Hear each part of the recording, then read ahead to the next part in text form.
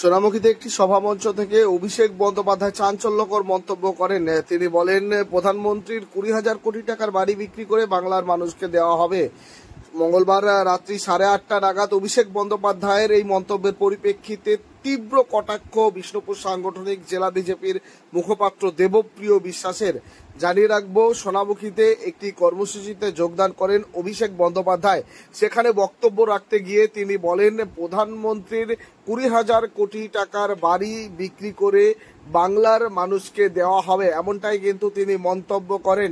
সেই প্রসঙ্গে আমরা প্রতিক্রিয়া নিয়েছিলাম বিজেপির বিষ্ণুপুর থেকে। বিষ্ণুপুর সাংগঠনিক জেলা বিজেপির মুখপাত্র দেবপ্রিয় বিশ্বাস আমাদের ক্যামেরার মুখোমুখি হয়ে বলেন, দিল্লিতে গিয়েছিলেন অভিষেক বন্দ্যোপাধ্যায়, দিল্লি পুলিশের লাঠির ঘা খেয়ে ফিরে এসেছেন।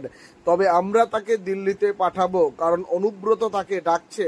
অর্থাৎ ইঙ্গিত করে তিনি বলেন তিহার জেলের কথা, তাকে অভিষেক বন্দ্যোপাধ্যায়কে সেখানেই পাঠাতে হবে। তাছাড়াও তিনি বলেন যে গাল ভরা কথা 2-2.5 হাজার পুলিশ কর্মীর সামনে বলা যায়, জনগণের সামনে বললে আর গাড়িতে উঠতে পারবে না।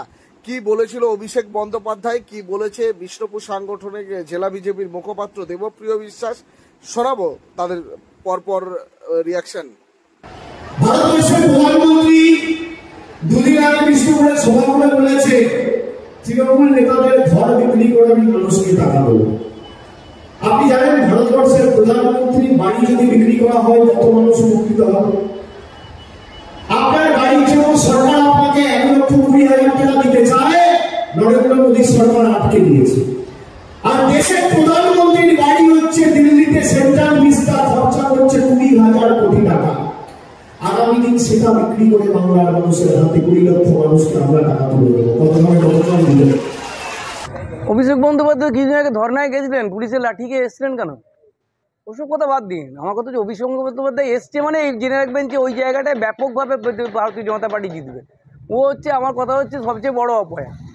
ও যেখানে যাবে সেখানে হারবে, একদম পরিষ্কার। আর দিল্লির কথা বলছেন, দিল্লিতে যাবেন, অনুব্রত ডাকছেন ওনাকে। ওই যাবেন, তিহার জেলে থাকবেন, আপনি দেখতে থাকুন কিছুদিন মধ্যে কী ঘটনা ঘটে। তিহার জেলে থাকবেন, দিল্লিতেই আমরা পাঠাবো ওনাদেরকে।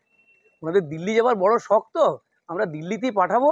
আপনি দেখবেন যে তিহার জেলে কিছুদিন পরে থাকবেন উনি। বলছে প্রধানমন্ত্রীর বাড়ি বিক্রি করে আবাস যোজনার টাকা দেবে। প্রধানমন্ত্রীর বাড়ি বিক্রি করার কথা এসব আমি তো আপনাকে বললাম যে ওখান থেকে লাঠি খেয়ে 10 ফুটের লাঠি খেয়ে তাহলে এখানে আসতে, যার ক্ষমতা থাকবে প্রধানমন্ত্রীর বাড়ি বিক্রি করার, তিনি 10 ফুটের লাঠি খেয়ে এখানে 144 ভেঙে রাজভবনের সামনে সভা করতে যাবেন কেন?